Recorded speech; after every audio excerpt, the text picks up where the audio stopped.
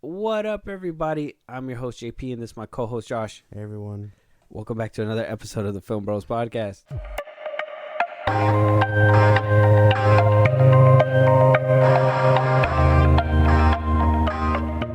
What's going on, everybody? We are here on another beautiful day. Ain't that right, Josh? Yeah, I suppose. Gorgeous. It's been cloudy and cold, but yeah. Very cold. Got over my sickness. Getting over it. Feeling a lot better. Just heard back the one that I did when I was sick, and I'm just like, my God, my voice is just trashed. But I'm getting over it. I hope not a lot of people are getting too sick out there. I've been hearing there's something going around, so make sure you guys stay bundled up. But one good thing, or a couple bad things that happened over the weekend, I guess. Wait, but before we get into the news, let's hear a word from our sponsor. Today's episode is sponsored by ZippyStream. If you are wondering how we make money to run our podcast, it's all because of this innovative platform. Here at Film Bros Podcast, we absolutely love using ZippyStream. It's the easiest way to convert listeners into an email list, but best of all, they find us sponsorship so we can keep making money doing what we love. Suppose you're also a podcaster thinking about starting one. ZippyStream will help you find and manage your relationship with brands that are relevant to your audience. If you want to learn more, contact us as soon as possible. Everyone that signs up this month will get to claim £10 as a joining bonus, which is around $12 or something like that. Just reach out to us by email or social media DMs, and I'll put you in touch with the guys at ZippyStream right away. Now back to the pod. Well, everybody knows about the Oscars that basically happened over the weekend, right, Josh? You know about the Oscars. Yeah. You heard about all the crazy things that were happening. Jimmy Kimmel, they went back to regular stadium seating. They said those tables was too easy access to let somebody get up on stage and slap somebody. That they decided it was a good breath of fresh air, and I guess this one actually had a lot more viewing. I'm assuming because a lot of people thought something crazy was gonna happen again, some Jerry Springer type shit at the Oscars, a red carpet. Well, I mean, if you want to have a little laugh, let's talk about Dwayne Johnson and Black Adam a little bit. Why? So on the red carpet, Dwayne Johnson was approached and asked about DC, how he's handling it, the Henry Cavill exit. Yeah. So Dwayne Johnson basically responded and said, it's almost like, wait 1 second. Oh yeah. So he did say that the sequel to Black Adam was halted, and he also said about Henry Cavill's exit. It's almost like when you have a pro football team and your quarterback wins championships and your head coach wins championships, and then a new owner comes in and says, "Not my coach, not my quarterback. I'm going with somebody new." So obviously he's talking about Coach James Gunn, Peter Safran are the new coaches and are the new owners, and Yeah. they didn't want the. Well, I'm assuming Dwayne Johnson is the coach, and the pro football player is Henry Cavill. That's what I'm assuming he's going as, and I don't know. I don't know if you've seen the clip or of him actually saying it, but No, I haven't. he's obviously putting on a smile, but it just seems like a little slap just to let James Gunn know, hey, look what you did. Yeah. I mean, I would imagine The Rock is very he knows how to be subliminal with that sort of thing. I think when he's fucking around with Kevin Hart, he puts up that whole act, and I really think he's being kind of rude to him sometimes, but trying to hide it behind a smile. It just, I don't know. I mean, we all know, or I think James Gunn fired Henry, and Dwayne is now just like, well, you're the one in the seat now, so thanks, I guess, for cutting us like nothing. You know what I mean? I get you. I mean, Black Adam didn't do numbers, though. We got to be honest with that. Black Adam didn't do numbers. And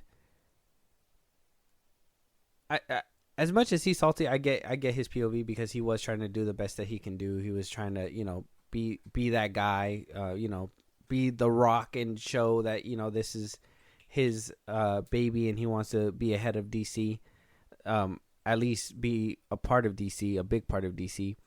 I'm hearing that $7 Productions is part of Shazam 2, and they were part of Shazam and Black Adam. So, they are still, at least for the most part, helping somewhat with these movies. I mean, the only thing I could say, and after hearing that he refused to cameo in Shazam, is that he did this to himself. And to me, a slap to James Gunn like that when you were doing whatever you can to crawl up there, and nobody likes to let the weasel win, but if the weasel is slippery enough to get through, I mean, you gotta give him his props, at least for that part. But I mean, to be a salty Dwayne Johnson, it doesn't look good. I mean, even if Black Adam didn't do numbers, he was still trying to deliver for the fans and stuff, because that's what he cared about in the end. With Henry Cavill coming back and all that, James Gunn was being, I'm assuming you're the one he's calling the weasel. He was. I mean, he came up and just swapped the rug from under him. So he has the right to be mad, but he shouldn't be out in the public trying to throw shit at him either. Yeah, because I mean, let's be honest, that's what James Gunn did. While Dwayne Johnson was out in front, like, Black Adam, Henry Cavill, come back. James Gunn was behind the scenes. What up, Zaslav? You know what I mean? Like, it was just shit like that. So let me write you a Superman story 6 months prior. You know what I mean? Yeah. So it is what it is. I mean, I just don't. He should have put it in a different way. He should have just been like, I'm happy for them.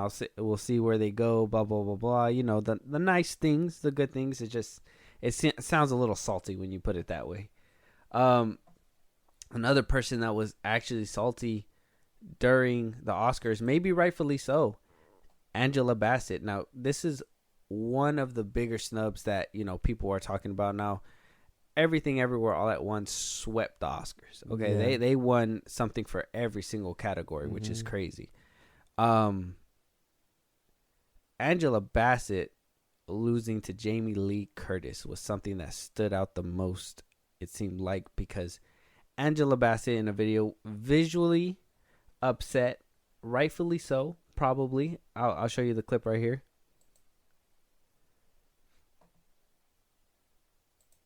And the Oscar goes to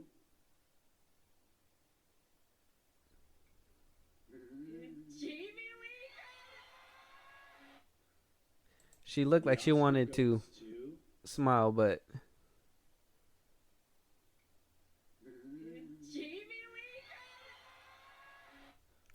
yeah. So that's crazy. A lot of people saying she was snubbed. That she should have took it over Jamie Lee Curtis. Now, Jamie Lee Curtis has been around for a long time. I'm not discrediting her. I don't think that she's a bad actress. Now, do I think that she deserves an Oscar for Everything Everywhere All at Once over over Angela Bassett? I would say Angela Bassett gave a better performance in Wakanda Forever than Jamie Lee Curtis. I mean, she did her thing, but come on, Angela Bassett did it. Now, do you think this is a superhero Marvel thing?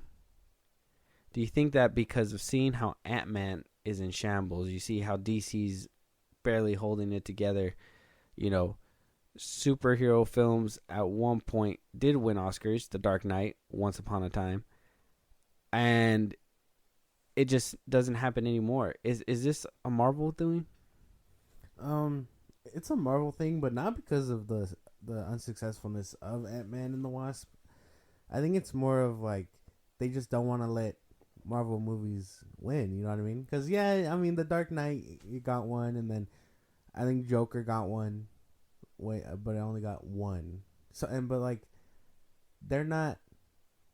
They're comic book movies. They're not really superhero movies, you know what I mean? Like, they're character studies on these characters, if that makes any sense. They're different. Well, I'm not just saying just for Quantumanium, but Marvel's been having a track record for Phase 4 to not have been so good. You know what I mean? And but I kind of believe that because of the track record that Marvel's been doing, because at one point Marvel was, I think, at least being nominated, and they're still being nominated. But when some come on, I don't know. Did you feel like Jamie Lee should have taken it over Angela? No, I think Angela Bassett gave a better weight performance in Wakanda Forever. It's just they don't want to award Marvel movies. That's it. That's my thing. They don't want to do that. I don't know why. Maybe it's their own vendetta. Maybe because they don't see them as real cinema or whatever. But Yeah. I don't know. I don't think it has to do with the failures of Marvel. I don't even think it has to do with like the failures of DC, because again, it's more the movies that did win, like the Dark Knight and Joker, the character studies. They're not superhero movies. They're not bad guy punching good guy. They're deeper than that. Like what did they say about Joker? Like it's like Taxi Driver meets, whatever else, that other movie. I forget the name of. Yeah. Scorsese's other movie. So like those are just character deep dives. Not she gave a powerful performance in a Marvel movie that was a mess of CGI, and if you want to make the argument for plot and good guy punches bad guy, they're not gonna give awards for those. That's true. I don't know. I honestly think that she was low key kind of robbed. Kind of sucks. She should have gotten something out of that. I mean, one of the better performances. I mean, out of a Marvel movie too. Like out of Black Panther, I didn't really like Wakanda Forever, but like her performance for Wakanda Forever was very, very spot on. So, maybe hopefully one day, she'll take this on the chin, take the L, and hopefully this isn't her being like, whoa, fuck the Academy and fuck all this. Hopefully she puts her best foot forward and, does what she needs to do, For you sure. know? Mm-hmm. But moving on, hearing some bad news for Shazam 2. Now, not bad news in the sense of reviews, because honestly, everybody's raving about Shazam 2. Everybody's saying how it's diving deeper into the family aspect, how it's still dark like the first one. The boardroom scene was intense. I don't know if you guys seen Shazam, but that boardroom scene in Shazam 1 was pretty intense. Nothing but good reviews. The bad thing is that it seems like nobody's going to go watch it. So, in the beginning of the week, we had a report saying that it was roughly going to make in its opening weekend about 75 to 80 million. Okay? Now, we did hear that it was a fairly cheap movie to make. Half of Black Adam's budget, which Black Adam was 200 million, so Shazam was only made for 100 million. Mm-hmm. People are saying the CGI looks good, better than Black Adam's, and Black Adam's costed more, supposedly. I don't know. We're hearing nothing but good things. So, tracking for 75 to 80 million. But then a new report came out saying that it was going to do less than that, at about 43 to 52 million. Now, a new report is saying it's going to make even less than that in its opening weekend, and is expected to make about 35 million in its opening weekend. God damn. That is a hard flop. That will be a devastating flop. Now, there's no saying that word of mouth can't bring it up on its second weekend and it could still turn a profit. Yeah. But off the gate, for such a small amount of people to go, it can't be looking good, man. No, it does not sound good at all. The critics are giving it praise, which is really weird, because it's been a while since we've seen that, but Shazam 2 looks like it's gonna be a good movie, but people just aren't trusting it because either they know the drama surrounding DC right now, and they just know it's not gonna lead anywhere, or maybe you weren't invested in the first one to care about a second one coming out. I don't know how many years later. It's a little weird. It is a little weird. I kind of feel like this movie, like I said, Shazam 1 wasn't a bad movie. Do you think it was a bad movie? No.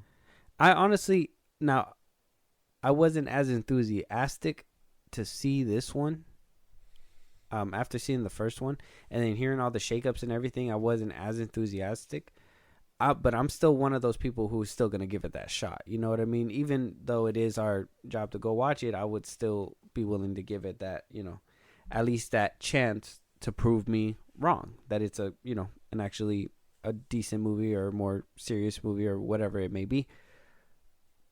It just sucks that DC seems, and, Zachary Levi is already uncertain whether he's coming back, right? So it just seems like DC is just dying and taking his shit on himself at this point. Like, there's no... Zaslav should have just... If this one bombs, Zaslav should just go ahead and put the rest of them just on HBO Max, hopefully turn a profit with streaming off these movies, and call it a day. Nah. The Flash is too expensive. Fucking A, and that shit still looks bad in the trailers. Well, either way, it's still expensive. They're not gonna do all that. This one might just have a short time in the theater. If it doesn't end up doing numbers, they'll try to make up in streaming. But yeah, I don't think it's gonna survive too good. It doesn't seem like it. Unfortunately, it doesn't seem like it. I mean, guys out there, if you guys are listening, come on now. If you guys are wanting to see, I would say if you guys want to see this iteration of Shazam again, go watch the movie. Now, that's the only worry for me, is that is Warner Brothers going to see this as nobody wants to see Shazam and maybe not put him in the new DCU for a while? Or is this going to say we don't want to see Zachary Levi as Shazam? Because I am one to say I would rather get a better Shazam than Zachary Levi, but I don't want it to be we don't get no Shazam at all. Captain Marvel. No, it's Shazam. Well, it's just tough, dude. Like, because it could be a number of things. Maybe you didn't like the first one, or maybe it's just DC troubles that are shaping up that are causing this movie to flop. And it's not just like that, but it's also Zachary Levi himself, because not a lot of people are popular. He's not a really popular guy right now. Ever since the news came out that he's an anti-vaxxer or whatnot, and he said those things, everyone's just been like, well, what the fuck, bro? I don't want to see this dude, and he shot himself in the foot basically. Before his fucking movie comes out. But that's the thing, like, it could be a number of things that are stopping this movie. And I mean, I would like to see him again, but that's what I was saying in a couple pods ago, like even if they don't bring him back, to see Billy and Shazam come back as a whole, it's kind of like, the best way to put it is that, like, even though we are not getting an iteration of them after the fact, we're still seeing them in short time. You know what I mean? Yeah, I get you. It hasn't been 10 years since we saw Shazam. It's going to be less. Same with Wonder Woman, and Oh, so you think it's going to be a hard turnover to reboot? Yeah, that's what I was saying last time, remember? I don't know if you remember that. Yeah, and so do you think that having, and spoiler, if you guys don't want it spoiled for you guys, I say just skip a couple minutes. It's probably going to be a brief conversation about it, but is having Gal Gadot in Shazam 2 really worth it? Because we're trying to move away from them, and are people gonna see these characters and be like, I thought we're moving on, or are people gonna be like, when they see a new iteration of them, be like, well, didn't we just have a Wonder Woman? Aren't we trying to, you know what I mean? Isn't it gonna cause confusion? Of course it is, and this is the shit we've been talking about ever since James Gunn was announced being the head. Like, everyone's gonna be confused. Like, if you know what's going on and you understand the comics, you know that the Flash is gonna supposedly reset, and that means new people could take the roles and stuff. But, like, I want to see Gal Gadot as Wonder Woman again, and, like, no, even if I don't end up liking Shazam, I'm still gonna give them my money so they can fund a third Shazam, because maybe that one is better. You know what I mean? Yeah. But, like, you can't expect me to go see Shazam with a different Billy and a different Shazam, and then or a different Wonder Woman, because I actually like Gal Gadot's Wonder Woman, or Batman. You know what I mean? Like, these characters are still relatively new. It's not like we've been without them for 10 years other than Superman. Yeah. So rebooting them is going to be hard to get your audience behind that. Even after marketing Gal Gadot in Shazam, it's going to be even harder, because now James Gunn is going to be like, are we banking on this movie being good because now that we know the Wonder Woman's in it, we can keep her? Or are they just going to be like, oh no, another throwaway cameo like Henry Cavill? You know what I mean? Like, What push doesn't it out the door. Well, it doesn't seem like anything's generating hype for this movie because nobody is gonna go watch it. Apparently, 35 million tracking in its opening weekend. That's fucking. We're gonna have to wait to see those Thursday opening numbers because, my God, it's not looking so good for Shazam. We'll see what happens. You know who it is looking good for though? Jenna Ortega. She's in everything now. Hearing that she's in talks to be in Beetlejuice 2. Apparently a lot of speculation says that she's gonna be playing Winona Ryder's daughter in the sequel. Nothing confirmed yet, still in talks, but she's coming. She's in everything, bro. I know another person that was in talks to be in this movie as the role was Sadie Sink. I think she was first approached, but I think because she's recording Stranger Things, she, conflict schedules. But yeah, Jenna Ortega being hot second for this role. I mean, better, worse? What do you think? Are you sick of her? Are you sick of seeing her everywhere? I'm not really sick of her. I know eventually it'll get to that point where you're like, well, fuck. She's in everything. You know what I mean? And she's hot now, which is fine. Like, she's good in Scream. She's very good in Scream. I liked her on Wednesday. And, I've told you how she was in You and things like that. So, like, I saw her when she was up and coming in You. You know what I mean? Like, yeah. I know if you had Disney, whatever, you were watching her on Disney, but I know her best from, like, You. So, yeah, she's coming up. She's a nice actress. She's up and coming. She's the hot ticket right now. If you want views, you're going to cast her, which is fine. You know what I mean? Put people on to a second Beetlejuice movie. Milk them out however you want and go forward. Honestly, because I never seen her on Disney. I was talking to you about it the other time. I did not know where the fuck she came from. I just feel like she just came out of nowhere. Where I recognized her from was Scream. She came out in that one first, and then I seen her in When I Fall, I believe, the movie on HBO Max. I seen her in that one, and I was like, okay, she's pretty good. And then now I'm seeing her everywhere, and I'm like, God damn, she is just taking over the world. Mm-hmm. So, Tim Burton being like, hey, I loved you in Wednesday. Let's go ahead and make Beetlejuice 2. That'd be something cool. And hearing that Michael Keaton's coming back as Beetlejuice, that's a good thing.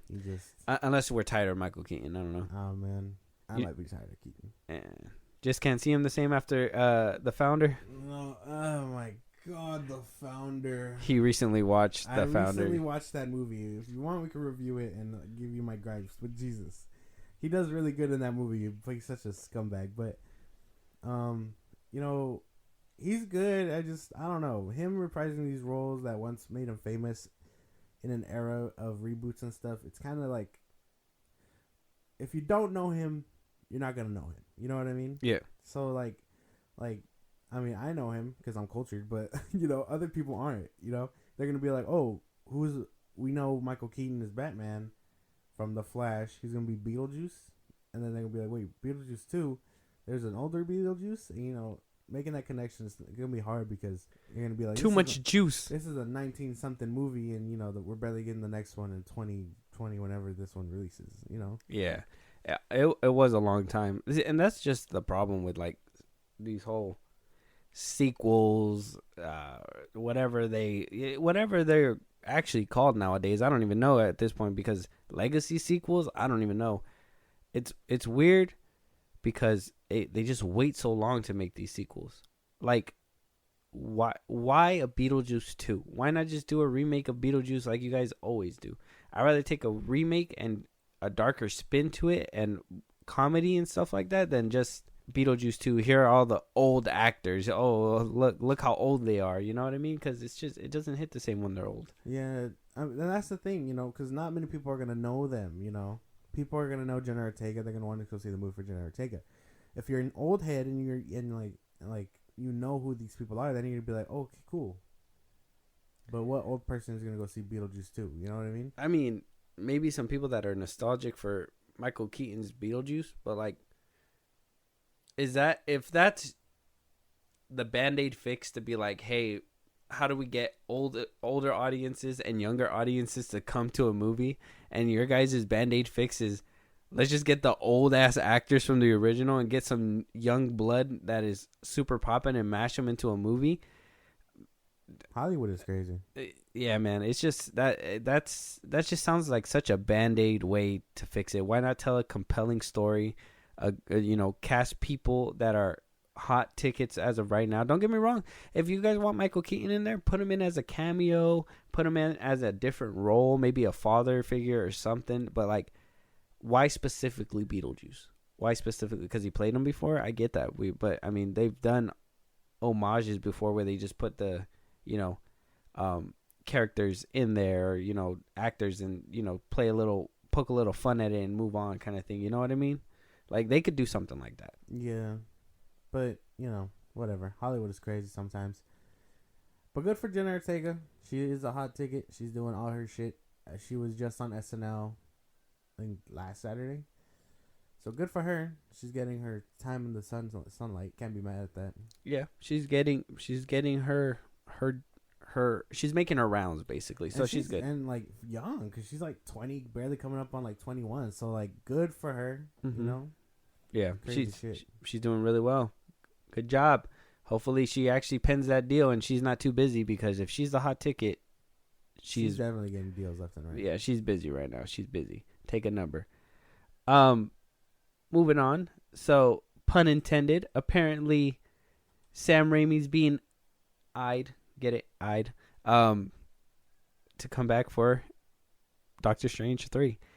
Now, there was a lot of conversation about it, because obviously now this article is kind of twisting it around, because Bob Iger's a family man and he would never hire the likes of Sam Raimi because horror and everything, whatever. Yeah. But I just want to talk specifically of Sam Raimi potentially coming back as Doctor Strange. I mean, to come back to direct Doctor Strange 3. Now, we remember Scott Derrickson wound up doing the first Doctor Strange. Now, it seems like they're casting these horror directors to go ahead and to direct Doctor Strange, because, like I said, Scott Derrickson, he did The Black Phone, he did Sinister. Yeah. He's made those horror movies, so to add a little flair to Doctor Strange, he did a really good job with Doctor Strange, right? In my opinion, the better one. Sam Raimi did a good job as well, though obviously butchered due to Marvel and their reshoots and their plan and everything. In the mouth. Yes. They obviously need to meet certain standards, so they told Sam Raimi, reshoot this, do this, and that's why you have that Marvel-y stuff in there, and then some stuff is just, you could tell it's Sam Raimi. I was kind of hoping for Scott Derrickson to come back for the third one after seeing what happened with Doctor Strange 2, but I don't know. It seems like they're trying to bring him back. What do you think? It would be nice. I like the second one. I like the spin on it. He'd have to get a little bit more creative now that he doesn't have Wanda as that scary element. Maybe if they stick to it and they make him go up against Nightmare, that would be cool. That way they can still have those sequences, but to throw him in where he can't really shine, and I mean he can, if that makes any sense. He can shine, but he won't be able to shine as well if he doesn't get to fully harness the whole horror aspect and things like that, or scary aspect, if that makes any sense. So what if Doctor Strange 3 isn't going to be a horror movie? He can still do it. He would just have to focus. He'd have to bring the same heart and stuff that he brought to like the Sam Raimi franchise or his franchise. Spider-Man, right? Yeah, I mean, to be honest, Sam Raimi don't miss. I don't. I don't think he does. No, when he's meddled about in the studio, I think he Fuck you, Feige. and whoever was in charge of Fuck you, Spider-Man Miles. 3. But what do you call it? You know what's crazy? Now that I think about it, because coming down to Doctor Strange 2 and what you think about it, at the core of the movie, it's Doctor Strange, and you know, it's about moving on and love and whatnot, whatever else. So like, a big thing they make about it is him being happy. Like in the beginning, where he's like, where she asks him, "Are you even happy?" He's like, "Yeah, I'm good." And then he goes to fight the tentacle monster beast thing. So like, he can deliver the heart, because at the core, yeah, it was fun to mess with Wanda and give her those horror elements. I think he could do it. I think he can do it too, but personally, I mean, just because what I seen with Doctor Strange 2, I don't want the mouse to get in the middle of all of it again.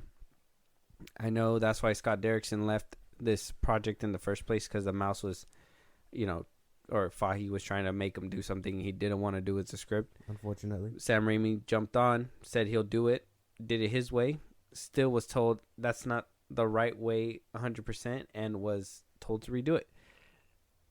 And that's why we got what we got as a final product. So, I mean, like I said, would I like to see him back? Yeah, if he gets full control, and if he's, you know, if Disney needs to step in to fix something, hopefully it's not something big. But if not full control, at least Scott Derrickson was able to balance out what Disney wanted and give a good, compelling Doctor Strange movie. So I'd be open to Scott Derrickson coming back, or Raimi, as long as they can tell their story. yeah, for sure.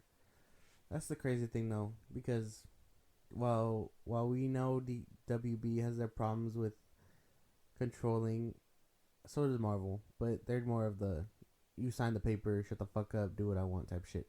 While WB is more like, well, your movie didn't make $1 billion, so we need you to go. You know what I mean? So it's just different things.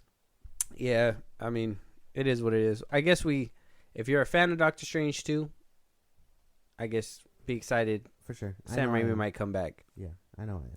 And if you want clickbait ads in Sam Raimi coming back, even though Bob Iger doesn't like him or something, blah, blah, blah, whatever boo-boo ass headlines people put up.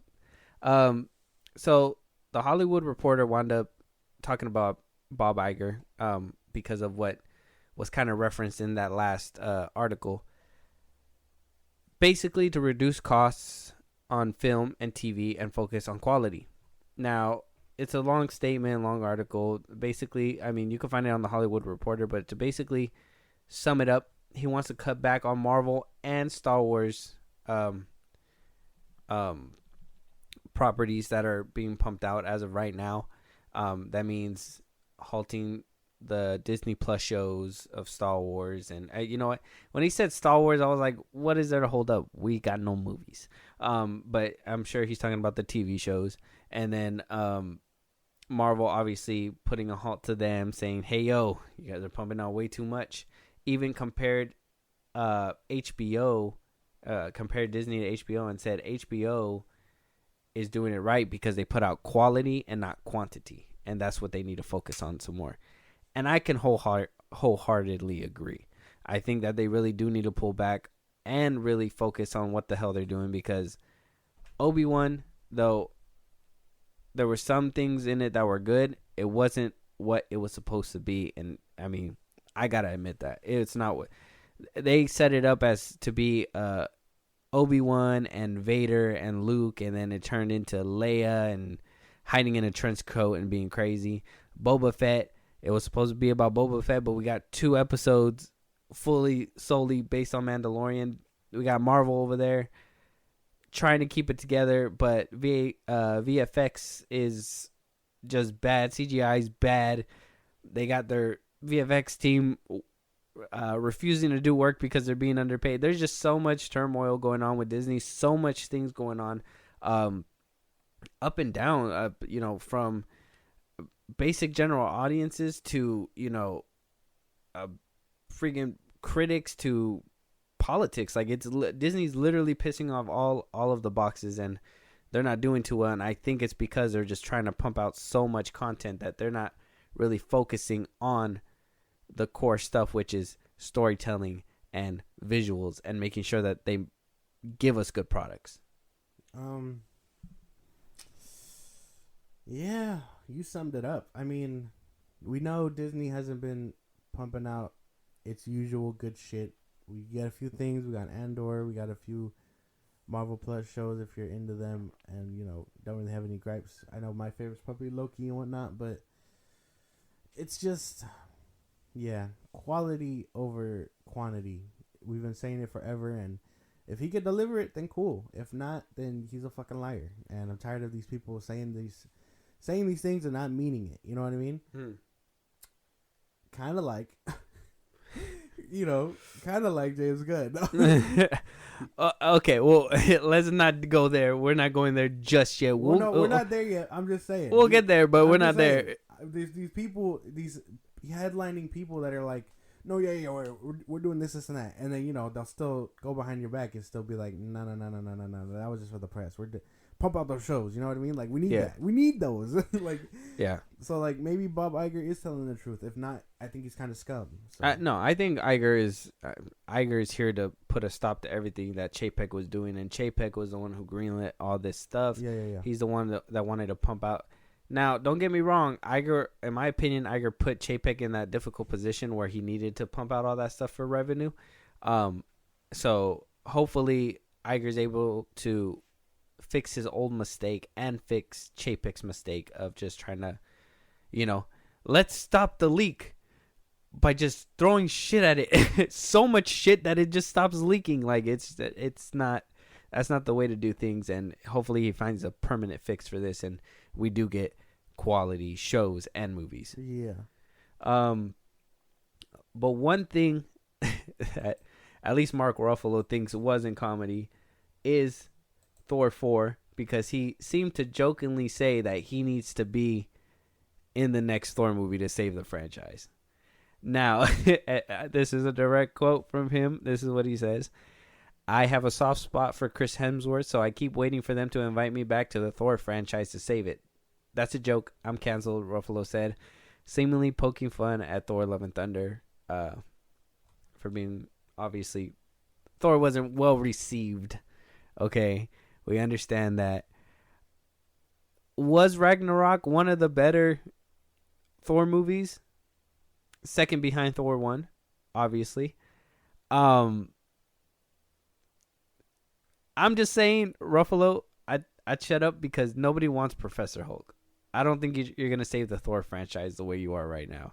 If you were the Hulk from Ragnarok, probably, I'd say, yeah, bring you back. You should have probably been in Thor Love and Thunder. Professor Hulk, on the other hand, no, man. You stay and fight Weirdo Abomination in some weirdo cult church. You're good. You're good where you're at. I'm happy where you're at. Actually, you could actually be written out, and hopefully we get a better Hulk. Mark Ruffalo, you gotta love him. He's a funny dude. I see his tweets on Twitter, and he's always posting political shit. Nothing that I'm gonna get too heavy on in the episode, but he posts things like that, and then you're kind of like, well, thanks for your input, actor Mark Ruffalo. The Thor franchise needs saving, but he ain't gonna be the one to do it.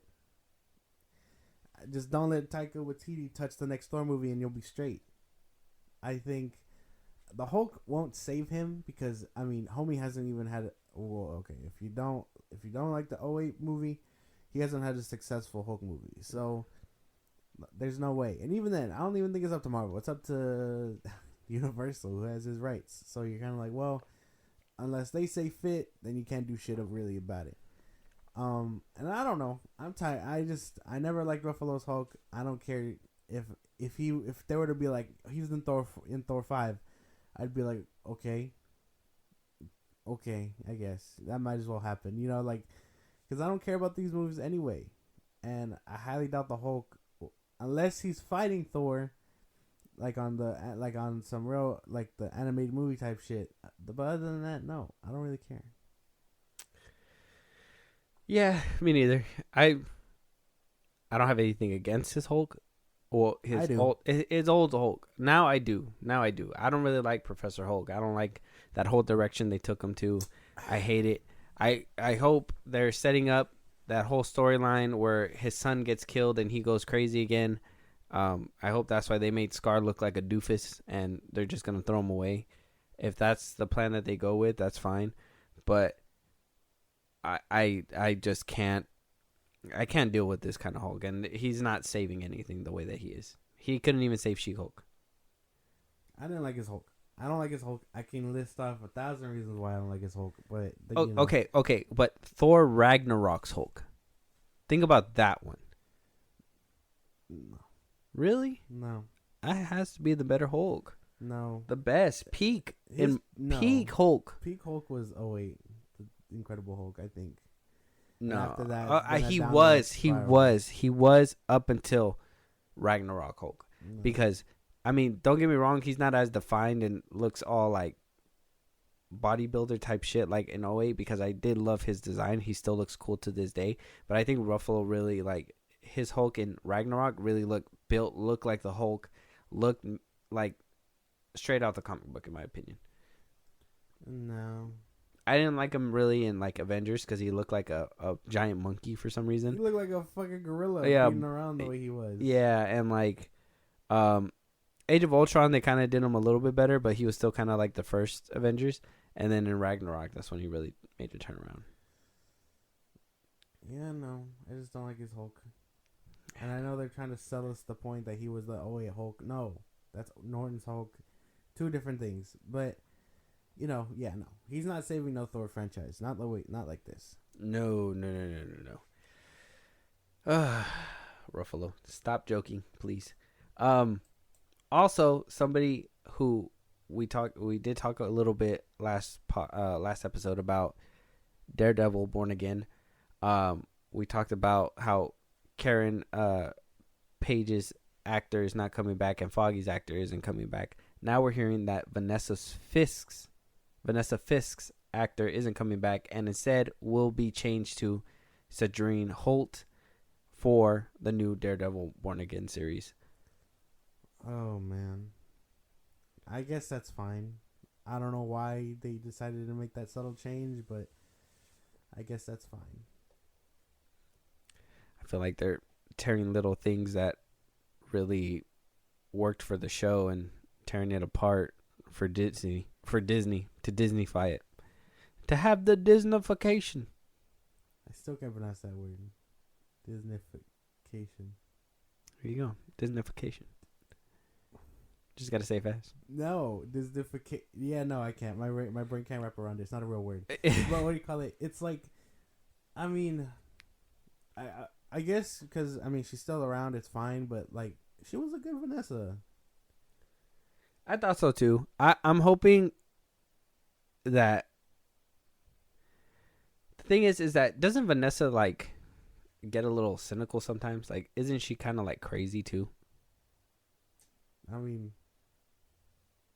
Yeah, but she's kind of like Fisk's whole motivation. So like, why would you want to take that away? Yeah, no, but I'm just saying because I think she's killed people before, right? And like laughed about it and just didn't care. I don't know her character too well from the comics.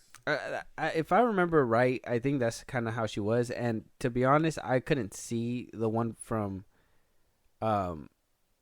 Netflix's Daredevil to do that. She looks more like a I'll slap you and it's like super serious, where like I know Disney tries to go for that menacing but yet can play it crazy and show crazy, and I kind of feel like they don't want to subtle crazy, and I feel like that's why they're going with a different actress who can show crazy a little bit more. But that's just that's from what I remember of Vanessa Fisk. She was classy in the Netflix one. She was Fisk's not anger but anchor to to everything, because like she knew what she wanted and she knew she was a high class woman and stuff, but once Fisk unveiled his power to her, she was kind of like, I'm not afraid of this, like I'm fine with this. Mm-hmm. Like we can rule together type shit, which is fine, but like I think that's the most I get from her character, which kind of embodied really well. So I don't think changing her is the smartest move, but I don't think changing any of them maybe is a smart move. maybe because they're trying to kill her off, so but she can still play some role to some capacity, and there's no Vanessa at all. But yeah, I don't know.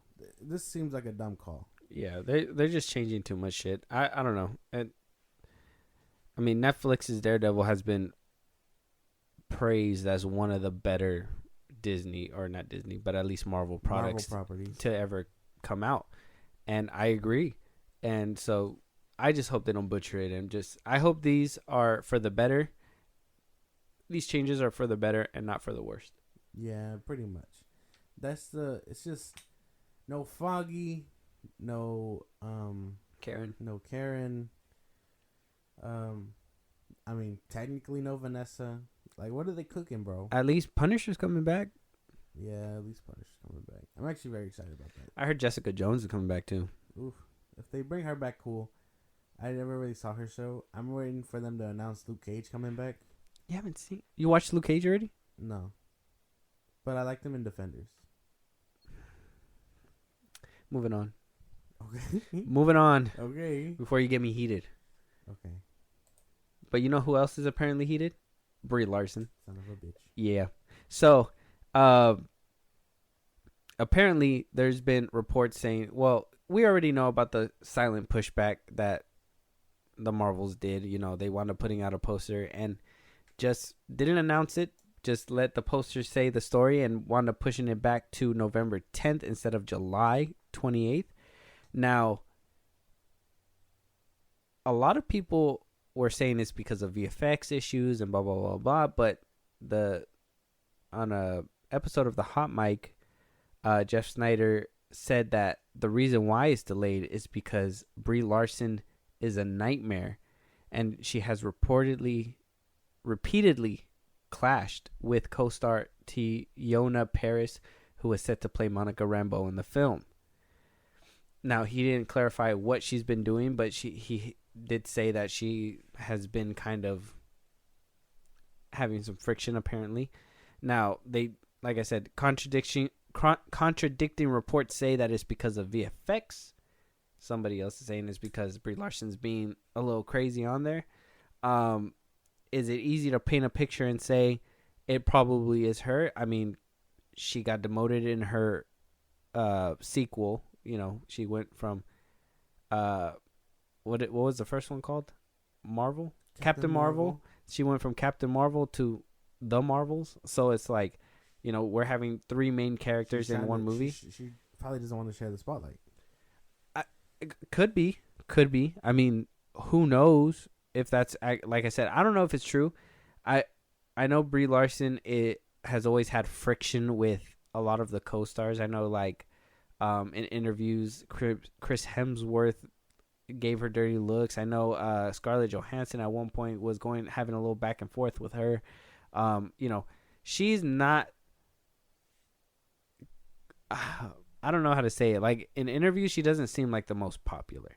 So can this kind of be true? Do you think this is it, or do you think that it might be all VFX? Or do you think this is just a dumb high school rumor that's just going around? I think it's okay. Well, if it's coming from the dude, I mean, maybe he has some input, or maybe he's biased or whatever. But this feels like another way to paint Brie Larson badly. You know, I'm not too sure, because everyone says it's nice working with her or whatever, and then all the people that are against her usually bring up those clips where she says that she can beat Tony Stark and stuff like that or whatnot. But like, all she's doing is giving the same energy that RDJ brings to Iron Man and things like that. You know what I mean? Like that, like, yeah, my character is the shit type shit, Yeah. So you can't really fault her for that, because a lot of the other actors do it. You know what I mean? RDJ did it. Valkyrie's doing it. Kang did it. Like, it's natural stuff when in that role. Yeah. Walk into the ring, flex your muscles. If she's difficult to work with, maybe it's a spotlight thing. She doesn't want to share it with other people. It was supposed to be her movie, but now she has two other people that are shoehorned in and whatnot. Maybe that's it, or maybe this is a bunch of just lies and they're trying to throw dirt on her name and stuff. Because, I mean, She doesn't look like that from what I've seen. Yeah, I mean, nothing but good things when Vin Diesel was working with Pretty her much, for yeah. Fast X, and I don't know. I guess we'll have to wait and see. I mean, Marvels did get pushed back. Could be a VFX thing. Could be just Bob Iger saying, "Hey, patch it up. We need better visual effects for these movies or whatever." I mean, who knows? Um, just hopefully it's not a big spat, and if it is a big spat, then we'll be here to let you guys know about it. Yeah, Of course. but I'm thinking it's just visual effects. Probably.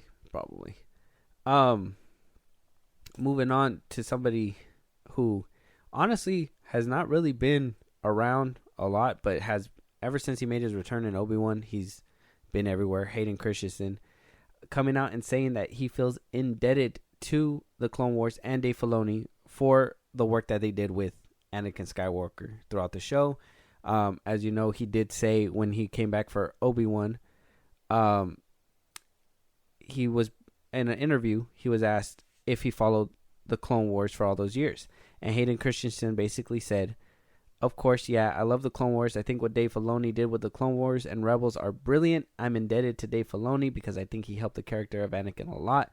I think he fleshed out the character and also furthered our understanding of Anakin's relationship with the Jedi and the Council and the mistrust that he harbored." And then he was asked if it influenced his performance in Obi-Wan, and he said, "Yeah, it did. I feel I know the character, but it certainly helped to see all that, and I gained a lot from it." So he basically said that he watched the Clone Wars, basically took inspiration from that Anakin to, put onto Obi-Wan's show. I think they did do a good job. I mean, if you guys haven't seen the Clone Wars, it's supposed to take place between Attack of the Clones, Episode 2, and Episode 3, Revenge of the Sith. To the exact point where the Clone Wars is ending, thanks to Season 7 and the revival, thank you, Yep. where it ends with it being side by side with Revenge of the Sith. The events that are happening in the movie are happening in the show. If you guys aren't that big into animation, it's a very good show. I think it's worth the watch. Animation's pretty good on it. And this is coming from somebody who cares a lot about animation. And I think they did do a good job within this show. At least Filoni did. I think Filoni's been doing a phenomenal job ever since he's been given a chance to even do Star Wars things. I think he's been doing just an amazing job, and Anakin did come up a lot between Episode 2 and Episode 3 within that show. So it showed the growth, it showed everything, and honestly, I think the movies did benefit from that. Of course. They took his character and they went a lot of ways with it, even if they gave him a Padawan. So like, you got to see him be a master and still follow the dark side and stuff. And like, he suffered what Anakin suffered way back when those movies were coming out was basically the whole the gripe with the prequels. I was old enough to witness it. I'm witnessing it now with the sequels, but it is what it is. He's lucky that it ended up in the hands of someone who still cared and showed that this show took the time to develop all that, because it wasn't just him, it was Ahsoka and Obi-Wan, and we explored a lot more things, Mandalore, Darth Maul, whatever, so on and forth. So that show did a lot, and I think the live action actors have to give some thanks to them and the voice actors and stuff, because they did a lot. They did a lot for them. Between the span of something that's supposed to take 3 years, when it starts at Episode 2, ends at 3. They did a lot. So good for them. Good that he's recognizing it as such. Honestly, it's good that he's giving praise, and good thing he's not somebody who was like, the clone what? So good job to Dave Filoni, Hayden Christensen. His performance in Obi-Wan actually was an improvement, and it's very good that he was able to come back. So hopefully he is even better in the new Ahsoka series, because he is confirmed to be in that as well. So look out for that, and we'll be letting you guys know when that comes out. Apparently it's being reported that Ahsoka's coming out next year, though, in 2024. We'll see what happens. I thought I could push back to like a late 23. Apparently it got.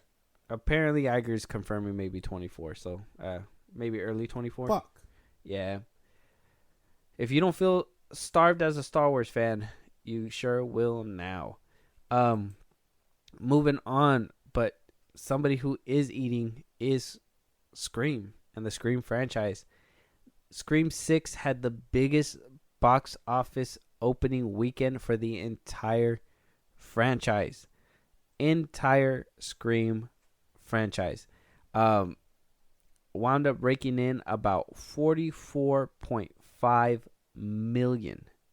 It made about 3.5 million above its original projections. So outperformed what people thought it was going to do. Still made a lot of money. Already greenlit another sequel, Scream 7, already supposed to be sometime filming this year. So big W for the Scream franchise. Big W for Jenna Ortega again, because she's in this one as well, and she's just raking in dough. I don't know, man. What do you think about this? You weren't really a big Scream fan up until recently. Is this giving you hope in the franchise? Did Scream 6? I know you watched that. Did Scream 6 make you feel like this can go in a different direction and this can actually be a good franchise?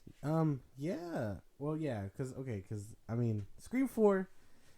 Okay, well, I love the first one. The first one's a classic immediately. The 2 and 3, I kind of feel iffy about. I can watch them and get decent like thrills and stuff out of it, but very lackluster in my opinion. If you want us to rank them, we can at some point, but whatever. Four is fine. I thought 4 was really good when it came out. I remember that one, and then 5 comes along, and I'm like, okay, how are they gonna spin this? Because I mean, Sydney's old as shit already. They got the whole gang's old, and they do it. It just has some shocker in it, and oh boy, yeah. Without spoiling it too much, I know it's probably been a year now, but we'll talk about that at some other point. It's just Scream 5 does a lot, and then Scream 6, it does it better, and I don't know what it is, and maybe it's just me, and this is my generation of Scream coming to life or something, but they're doing really well. And I was talking to this with some people on Twitter, and this franchise could have easily rebooted. You know what I mean? Yeah. They could have redid Stu, Billy, try again, fail maybe like previous reboots do. But no, they decided to make it, the movie calls it a requel, remake sequel. Yeah. Introduce new characters while keeping the same ones, and then, legacy characters and so on and so forth. Yep. So this franchise does a lot to try and keep it fresh and new, and it works. It's not like it's rebooting, or I mean, it's not a reboot technically, but it does a lot. And yeah, Scream 6 ended up being my current favorite. It's really good. Like, I loved pretty much everything about it. Can't wait for Scream 7. Yeah, me neither. I've always been a Scream fan, so hearing this is very good news for me, because that means that more Scream movies are on the way, and I'm like I said, I am a fan. And if they continue the route that they did with Scream 6, though it showed potential, I think they could get even better with it, and can't wait to see where they go next.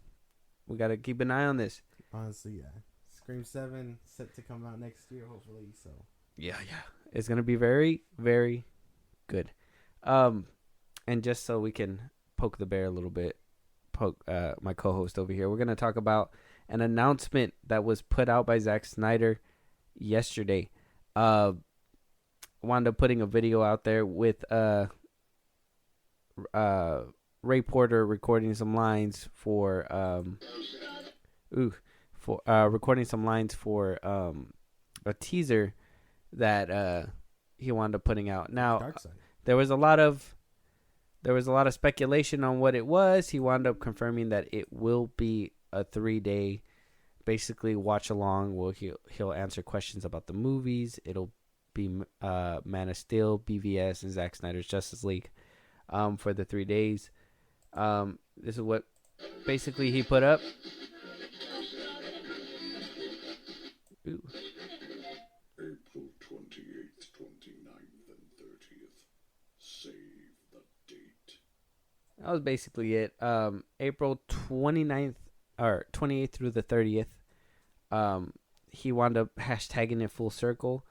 Wound up being viewed and speculated so much, thinking that we're getting a continuation of Zack Snyder's Justice League Part 2. You know, I still say never, but, you know, it seems like he's confirming that it might be just a watch along with those 3 movies. Now, Grace Randolph was saying that, Warner Brothers is putting a little thing together to give him his blessing to move on to Rebel Moon, blah, blah, blah, blah, blah, on Twitter. I call bullshit. Why does Warner Brothers need why does he need Warner Brothers' blessing? That doesn't make any sense to me. But wound up putting this out, and, you know, it's pretty straightforward, cut and dry. I mean, if you're excited for it, great. I hope you are. I mean, I know you're a Snyder fan. Yeah. But what came after that is the problem, and that was James Gunn confirming that he will be directing Superman Legacy. Now, he goes on a big old spiel on Twitter. If you guys want to go see it, it's on his page. It's basically a long thread of how he couldn't direct Superman. Look, man, my thing is why he put it out on the same day that Zack Snyder put it out. That's just weird timing coincidence, and it seems, though it might not have been, it seems like a little ego play in my opinion. Wound up talking about why he, you know, couldn't do it at first, focusing on the story, saying that he couldn't direct it. So he finally confirmed it, wound up saying that he did, that he is helming this DC product. I don't know, man. He confirmed what we already knew. It's not something bad. Now, like I said, this news broke last week, last week on the weekend or something, and with Tom King, yeah, and, you know, he had all this time to confirm, all this time, stayed quiet, posted other things, a coffee mug with Wonder Woman, seemingly confirmed that, you know, he's gonna be working on an animation show for Wonder Woman. Like, he was on Twitter, never confirmed nor denied the whole director thing. Kind of poked at it on that one tweet when we talked about it on our last episode. But now fully confirming, and I don't know, man. How do you feel about it? Well, I don't like it. I don't like it. This dude, I've been saying it forever. I'm going to continue to say it. This is the same man who wrote Peacemaker and directed Peacemaker. All those fart jokes, dick jokes. Superman has a poop fetish. Like, this is, like, you know what I'm saying? And not for nothing, kind of just to stab at him one time. In his quote about what he was saying about his father, very touching stuff. But how do you forget? If he was your best friend, how do you forget your father's birthday? That's just my thing. I'm not trying to sound like an ass or anything like that, but that kind of just sounds a little dramatic for me. Like he was trying to sell it. Bro, you don't really have to sell it. It's fine. If you wanted to direct your own Superman movie, go ahead and do that. All I'm saying is you're going to have to start hiring other people soon. You can't just do this shit all by yourself. I don't trust you enough for that.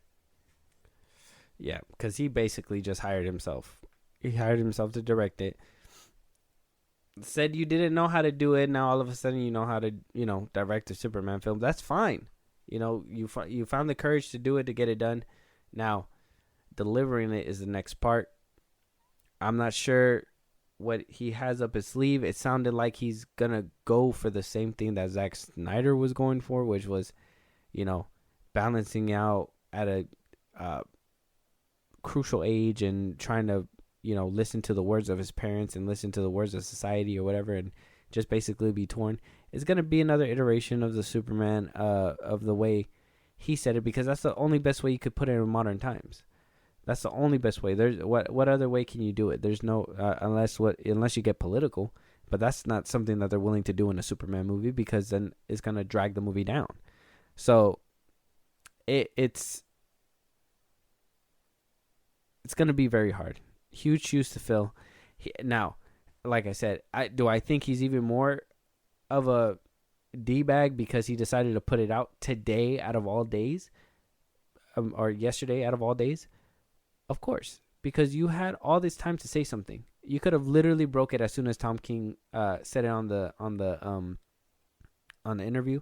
Could have said, "Well, I didn't want it to come out like this, but it's been told." Yes, it's true. It's me. 'Tis I directing Superman. Yeah, something. You didn't have to overshadow Zack Snyder, bro. Yeah, or did he even? Did he even? Because all I was seeing was a lot of, oh, what's Zack Snyder doing? And what I was seeing was headlines of, oh, is he gonna make them Justice League? It was a deal brokered with Netflix. Is that blah blah blah? Like, if you look at trending, there's certain categories that are going up, and it's not necessarily James Gunn 100%. Like, he did make some noise, but it wasn't like a big overshadowing thing. It was just more like it seemed like a weird move to want to just be like, oh, I can pull people to come look at my stuff too. Yeah. It's tough because his Superman post has 8.2 million views, 13.6k retweets, 3,000 quotes, 131k likes, and then 2,000 bookmarks. And Zack Snyder's stuff, well, he let me pull up the tweet real quick. Give me a second. It's still trending. Zack Snyder's still trending. It's crazy. His has 2.1 or 3.1 million views, 17k retweets, 7.5 million views, 10.5k quotes, 70.2k likes, 2,000 bookmarks. So like all this hype, all this stuff coming from Zack Snyder's end, and then all of a sudden James Gunn decides to be like, well, I'm directing Superman, all because the buzz or whatever is coming through. And I'm like, well, that's fine, but it looks like you're trying to ride his wave, and it's not working out too good. No. And yeah, like I said, poor taste, bad timing. Shouldn't have done it like that. Should have been something a little bit more, like I said, a little bit more. Like, I was hoping, we were thinking that he was going to do it at San Diego Comic-Con. But him breaking it like this about, or not even a week, but a few days after Tom King kind of lets it slip out. He should have been the first one to say it. And granted, Tom King probably let it slip out by accident. I get that. I mean, don't not off with his head type shit. You know what I mean? But like, James Gunn should have grabbed the bull by the horns and been like, hey, yeah, I'm directing it. And you know what? You're right. I didn't see that little flaw in the tweet, but I mean, yeah, if it was your best friend, how can you forget in a way? Not trying to be like low blow type shit, but it's true. I mean, how do you forget that? Exactly. You don't forget your best friend's birthday or even your father's birthday. How do you it just sounds a little too sentimental for what you're trying to deliver. You know what I mean? And maybe you weren't ready at some point. Maybe you weren't ready 3 months ago, 6 months ago when they asked you to write it, whatever. But now you're ready? Come on, bro. No, there's no way. And I don't trust this. I don't trust him at all to direct Superman. You know how I feel. I've said it repeatedly. Until it decides to come out, can't judge it for myself. I can only judge the work he's done. I'm not a fan of his work. I'm just waiting for this movie to drop so I can, if it doesn't work, I can laugh and be free. Or if it does work, be free. Or if it does work, I can be like, you know what? Yeah, I was wrong. It's a solid Superman movie. If it holds up better than Man of Steel, which I doubt it will, then okay. But till then, like, I'm gonna be very skeptical about what this man's doing. And again, he just hired himself. When are we gonna get more than that? We know his brother's coming back as Weasel. We know his wife's coming back as Harcourt. We know the only other person they confirmed to exist other than those three was Amanda Waller. Yeah. So he needs to start hiring more directors. He needs to start pulling this shit together, because if he's penning everything and just handing out scripts left and right, what person's going to want to do another person's script? You know what I mean? That's true. That's true. I mean, yeah, that's true too. I mean, we'll just have to wait and see. He's barely dipping his toes into this. Now, like you said, should he have done it with a different director? Probably. You don't have to direct every single project. You know what I mean? He doesn't have to get his hands in there. And if he felt like he couldn't do it, maybe you should go with that gut instinct sometimes and just take a step back and let somebody else who can possibly give you a good movie do it. But we'll have to wait and see. Guardians of the Galaxy 3 is going to be coming out, so we can kind of get a taste of where, he could possibly be getting his emotional chops for this movie. And, we'll just have to wait and see, because if Guardians of the Galaxy 3 is coming out, his next movie would have to be Superman Legacy. Superman Legacy. He said he wrote. He wrote Creature Commandos and Waller, so he already has those, but he's probably gonna get different people to direct those. Exactly, but that's what I mean. How much longer is he gonna keep writing this shit out till either his plate's full or he's gonna start hiring people to start writing it for him? But like, people are gonna want to touch another person's thing. Well, he has a writer's room. He has to pen out where it's gonna go, but he has a lot more people that are helping him. Yeah, write, but I'm we sure. talked about that recently too. It's different writing a roadmap than writing around every detail. You know what I mean? That's true too. Yeah. I don't know, man. We're just gonna have to wait and see. I just thought it was pretty shady. We'll have to see what's happening. Some more juicy reports that are happening today are gonna be coming out in the next episode of this podcast. That we'll dive a little bit deeper onto what James Gunn has been doing. So things are developing. We'll get around to it. We'll let you guys know. But as for today, Josh, go ahead and let them know where they can talk to us, follow us, like, subscribe, support us in a big way, do all that great stuff. Twitter, TikTok, Instagram, FM Bros Podcast. We post updates. We post what for you guys to engage with us. Why wouldn't you want to do that? At Film Bros Podcast. Sorry if I didn't throw that in there. Spotify, Apple Podcasts, so you can listen to us on the go while you're doing whatever you do. Spend an hour with us. Listen to our reviews. We'll put you on movies and other news. If you want to support us in a big way, at Film Bros Podcast, at Zippy Stream, you get our full catalog. Episode 0, we're pretty much coming up on 80 episodes now, 0 through 80. With your sign up email, you get updates of when new episodes drop, and you can hit us up privately for any news or movies you want us to cover. You can also subscribe to our YouTube, because why wouldn't you want to do that after already following us on Instagram and Twitter and all those other things at Film Bros Podcast on YouTube? Yes, YouTube videos will be coming out soon. I know it feels like I've been saying that for a while, but promise. Let's make it this way. Let's make it this way. Right, Josh? Yeah. Make it this way. Mm-hmm. Steady progress. But with that being said, we'll go ahead and talk to you guys on the next one. Talk to you guys later.